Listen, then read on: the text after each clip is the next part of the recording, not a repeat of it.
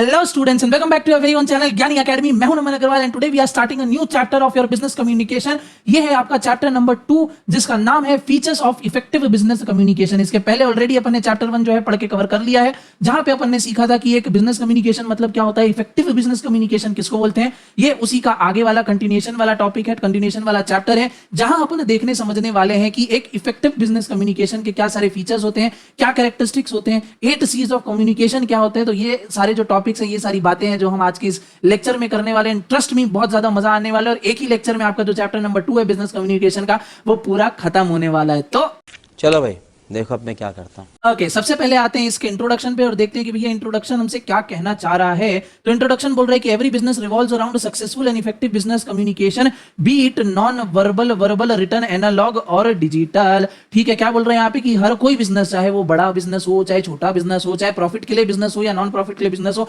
हर successful business के पीछे effective communication का हाथ जरूर होता है। अब चाहे वो कम्युनिकेशन वर्बली हो, वर्बल कम्युनिकेशन जहां वर्ड्स का यूज हो रहा हो, जैसे मैं आपसे क्या कर रहा हूं वर्बल कम्युनिकेशन, चाहे वो नॉन वर्बल हो यानी बिना वर्ड्स के यूज से, कोई ग्राफिक्स से, ठीक है, जो हमारे नोट्स में आपको जो चार्ट्स वगैरह देखने को मिलती होंगे, ठीक है, फोटोज वगैरह होते होंगे, इलस्ट्रेटिव वाले चीजें, तो वो सारे क्या हो गए, नॉन वर्बल हो गए। फिर रिटर्न हो गया, ओरल हो गया, डिजिटल हो गया, एनालॉग हो गया। चाहे किसी भी मोड में आप कम्युनिकेशन कर रहे हो, हर सक्सेसफुल बिजनेस का राज यही होता है कि उनकी कम्युनिकेशन स्किल, चाहे वो उनके मैनेजर हो, उनके लीडर हो या सेल्स पीपल हो, सेल्स पर्सन हो, वो कम्युनिकेशन में बहुत ज्यादा स्किल्ड होते हैं। बिना स्किलफुल कम्युनिकेशन के, बिना कम्युनिकेशन स्किल के आप अपना बिजनेस को आगे नहीं ले जा सकते। ये बातें अपन ने चैप्टर 1 में भी सीखी थी। आगे बढ़ते हैं अपन। Effective business communication is the valuable asset that every leader, manager और sales person should aspire to obtain. ठीक है, इफेक्टिव कम्युनिकेशन एक ऐसा स्किल सेट है, एक ऐसा वैल्यूएबल एसेट है जो हर मैनेजर को, हर टीम लीडर को और हर सेल्स पर्सन चाहता है कि ये मेरे अंदर आए, मैं इसमें बहुत ज्यादा मास्टरी कर लूं फटाफट से। ठीक है, हाँ जी सर। आगे, कम्युनिकेशन इज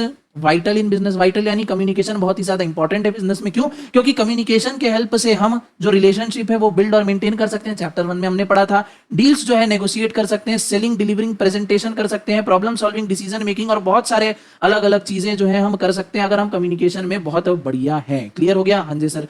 तो ये सब क्या है, बिजनेस कम्युनिकेशन स्किल्स है। The best communicator on their part must exhibit certain characteristics which enable them to maximise their abilities, some of them includes. ठीक है, तो जो भैया जो बेस्ट कम्युनिकेटर होगा उनके पास कुछ सर्टेन स्किल्स, सर्टेन कैरेक्टरिस्टिक्स जरूर होंगे जिससे उनका जो कम्युनिकेशन है वो इंप्रूव हो जाएगा। सर वो कैरेक्टरिस्टिक्स क्या है एक इफेक्टिव कम्युनिकेशन के? तो आओ देखते हैं, नीचे ही अपना है second topic, characteristics of effective communication, जहां पे आपको दिए गए हैं 4 कैरेक्टरिस्टिक्स, जिसमें सबसे पहला है गुड लिसनिंग स्किल्स यानी एक्टिव लिसनिंग। एक्टिव लिसनिंग के बारे में अपन ने फर्स्ट वाले चैप्टर में ऑलरेडी अपन ने बात की हुई है। गुड लिसनिंग स्किल क्या होता है कि हमको सामने वाले की बातों को बहुत अच्छी तरीके से सुनना है, समझना है, स्टोर करके रखना है फॉर अदर, हमारे फर्दर यूज के लिए। क्लियर हो गया? हाँ जी सर। अगर सामने वाला हमको कंटेंट दिया जा रहा है, इंफॉर्मेशन मैसेज डिलीवर किया जा रहा है, बट हमको सुन ही नहीं रहे, तो आगे जाके क्या होगा, मिसकॉन्सेप्शन, मिसकम्युनिकेशन। जो वो मैसेज डिलीवर हमको करना चाह रहा है हम उसको ले ही नहीं पा रहे हैं, तो यहाँ पे क्या हो जाएगा, आगे चल के गड़बड़ होने वाली है। तो सबसे पहला इंपॉर्टेंट कैरेक्टरिस्टिक जो है इफेक्टिव कम्युनिकेशन का वो है गुड लिसनिंग स्किल्स। ठीक है, it is important to hear the other person in order to avoid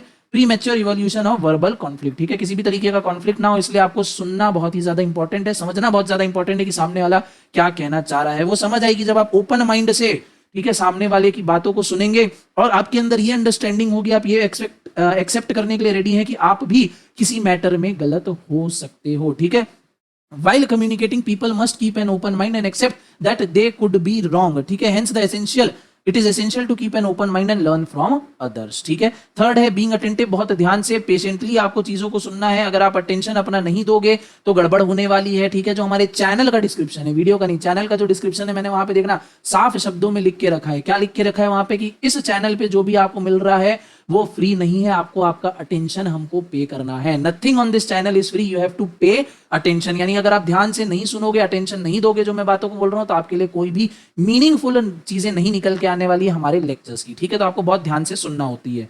last is participation. Participation यानी हमको हमारा इंटरेस्ट दिखाना है कि हाँ भैया, हम जो डिस्कशन हो रहा है, जो बातें चल रही हैं, हम उसमें बहुत ज्यादा इंटरेस्टेड है। अगर आप अपना इंटरेस्ट शो नहीं करोगे, सामने वाला भी अपना इंटरेस्ट लूज करने लग जाएगा और जो मेन मैसेज है, जो मोटिव से वो आया था, वो आप तक डिलीवर प्रॉपर तरीके से नहीं हो पाएगा। तो ये थे total 4 characteristic for effective communication. क्या क्या?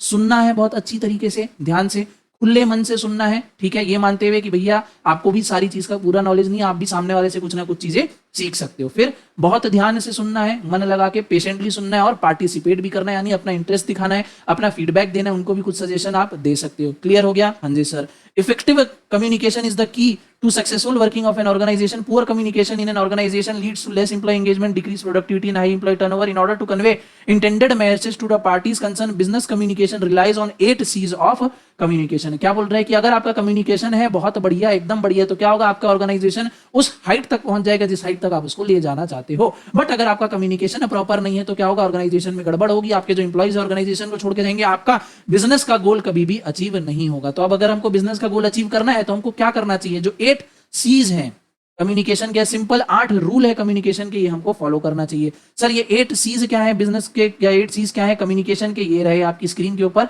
और बहुत अच्छी बात यह है कि आपको यहाँ पे एग्जांपल भी दिया गया है कि आपको किस तरीके से इसको अपने प्रैक्टिकल लाइफ में यूज करना है, क्या चीज गलत हो जाती है और क्या आप किन तरीकों से उन चीजों को सुधार सकते हो। सबसे पहले सी पे आते हैं, that is clarity.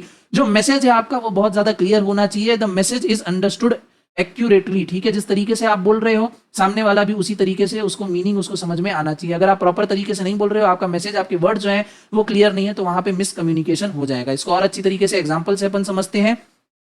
The company has received a new manufacturing order of tyres from a new client, ठीक है, ये क्या है, ये खराब एग्जांपल है, ठीक है। अब खराब एग्जांपल कैसे, क्योंकि इसमें क्लैरिटी नहीं है।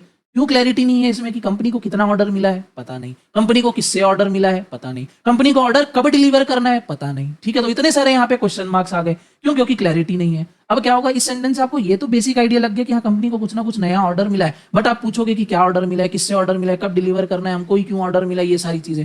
अब बहुत ज्यादा टाइम लगेगा ऑर्गेनाइजेशन में, ठीक है। आप बातें ही करने आए हो अपने ऑफिस में या काम करने आए हो? सर हम काम करने आए हैं ऑर्गेनाइजेशन में। तो आपको सेंटेंस ऐसा बोलना है जो अपने आप में कंप्लीट हो, पूरी क्लैरिटी प्रोवाइड करे, जिससे सामने वाले के मन में कोई भी क्वेश्चन मार्क रेज ना हो। तो सर अगर हमको इसी सेंटेंस को अच्छी तरीके से बोलना है तो कैसे बोलेंगे, नीचे उसी का एग्जांपल दिया है। The company has received a manufacturing order of 150 unit of tyres from JVC limited, यानी कोई कंपनी है जेवीसी लिमिटेड, वहां से हमको क्या मिला है, मैन्युफैक्चरिंग का ऑर्डर मिला है, कितना, 150 यूनिट ऑफ टायर्स का हमको मैन्युफैक्चरिंग का ऑर्डर मिला है। जहां पहले वाले एग्जांपल में हमको क्लैरिटी नहीं थी कि कितना ऑर्डर है, किससे मिला है, वहां दूसरे वाले एग्जांपल में हमको समझ में आ गया कि अच्छा इस पर्टिकुलर कंपनी ने हमको ऑर्डर दिया और इतने का ऑर्डर हमको प्लेस किया। तो इसी को बोलते हैं क्लैरिटी, जहां पे कहीं भी आपके मन में कोई भी डाउट नहीं रहता है, जो भी सामने वाले ने आपको मैसेज या इंफॉर्मेशन कन्वे करी है। First C. Coming up to the next second C of communication, that is क्या है ये, कंसीजनेस। हक दिया। कंसाइजनेस, ठीक है, जो कि क्या है, कंसाइज यानी एकदम शॉर्ट में, डायरेक्ट टू द पॉइंट, बिना इधर उधर की बातें आप घुमाए, आपको बात करनी है, आपका जो मैसेज है वो शॉर्ट, डायरेक्ट और टू द पॉइंट होना चाहिए। अननेसेसरी कॉम्प्लेक्स वर्ड का आपको यूज नहीं करना है, एकदम कंसाइज शॉर्ट फॉर्म में आपको रखना है। एग्जाम्पल खराब वाला कि we are attempting to create a meticulous proposal of expanding our business operation and customer reach by opening a new branch in city of joy Kolkata, ठीक है। अब इतना लंबा सेंटेंस, अब आप एक बार में सेंटेंस को पढ़ोगे आपको समझ में नहीं आएगा कि ये क्या है भैया, ठीक ठीक बात में बोलो। 3 इडियट्स में इसका बहुत बढ़िया एग्जांपल था, ठीक है, जो हमारे रेंचो भाई साहब थे, एकदम सिंपल इजी वर्ड में शॉर्ट में उन्होंने मशीन की जो डेफिनेशन है वो समझाई थी कि anything that reduces human efforts is known as machine. एकदम क्लियर कंसाइज फॉर्म में वो आंसर था, बट उसी को चतुर ने क्या किया, एकदम अपने बहुत सारे वर्ड्स डाल के उसको कॉम्प्लेक्स बना दिया। हालांकि ठीक है, वो टीचर को वही डेफिनेशन चाहिए थी तो उस केस में वो वर्क कर गया, बट प्रैक्टिकल चीज में, क्योंकि वो एक मूवी थी, प्रैक्टिकल अपन बात करें, हमको कल को जाके मूवी में काम नहीं करना है, हमको कंपनी में काम करना है, तो उसके लिए हमको प्रैक्टिकल होना पड़ेगा। और प्रैक्टिकल में आप क्या यूज करेंगे, we are planning to open a new branch in Kolkata, खत्म। एक ही लाइन में, आधी लाइन में इनफैक्ट, ठीक है, आधी लाइन में ही आपका इतना बड़ा ऊपर 2 लाइन का काम यहाँ पे होगा कि भैया हम प्लान कर रहे हैं कि कोलकाता में एक नई ब्रांच डालेंगे, खत्म। सेंटेंस अपने आप में कंप्लीट भी है, छोटा है, फट से समझ में आने वाला भी है। थर्ड है कर्टेसी, ठीक है, कर्टेसी यानी थोड़ा सा एक रिस्पेक्ट, ठीक है। अगर आपको ऑर्गेनाइजेशन में हेल्दी रिलेशनशिप मेंटेन करना है तो आपको सामने वाले से रिस्पेक्ट के भाव से बात करनी पड़ेगी, ठीक है, बिना हार्श हुए, एग्रेसिव हुए, बिना डिसरिस्पेक्टफुल हुए, सामने वाले को बिना नीचा दिखाए, चाहे वो टोन हो या जेस्चर हो, आपको ये सारे काम नहीं करने हैं। इट शुड बी अवॉइडेड, ठीक है, आपको कर्टेसी से, ठीक है, एक डिसेंसी से आपको बात करनी। इसका एग्जांपल आपको बहुत ज्यादा मिलेगा अगर पॉलिटिक्स या मैं बोलूं जियो पॉलिटिक्स अगर आप इन्वॉल्व होंगे, एक्टिव होंगे, देखते होंगे, तो उसको आपको समझ में आएगा। ये जो गवर्नमेंट है जब अपनी प्रेस रिलीज निकालती है किसी भी मैटर के ऊपर, इंटरनेशनल मैटर के ऊपर, तो आप उनकी लैंग्वेज पढ़ना, कितने डिसेंट तरीके से वो अपनी बात बोल देते हैं, जिसको बोलते हैं ना भिगो के मारना है, ठीक है, उस तरीके से वो वहां पे लैंग्वेज का यूज करते हैं, एकदम बहुत हार्श होकर नहीं। जैसे अगर इंडिया को चाइना के अगेंस्ट में कुछ कमेंट पास करना है तो हम जो जनरल पब्लिक है हम कुछ भी बोल सकते हैं, ठीक है। अगर मैं अपनी बात करूं, आप अपनी बात करो, ठीक है, यूट्यूब है, इंटरनेशनल प्लेटफॉर्म है, यहाँ पे आके मैं खुले में चाइना को कुछ भी बोल सकता हूँ।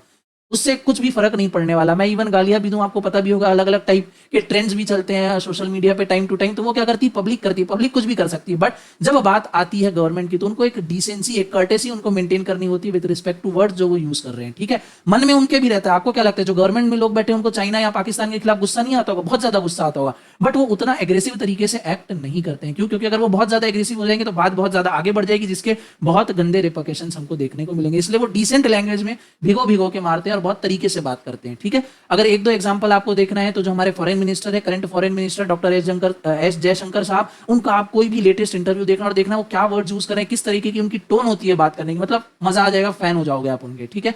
तो पॉलिटिक्स में कर्टेसी का बहुत ज्यादा यूज किया जाता है प्रैक्टिकल वर्ड में।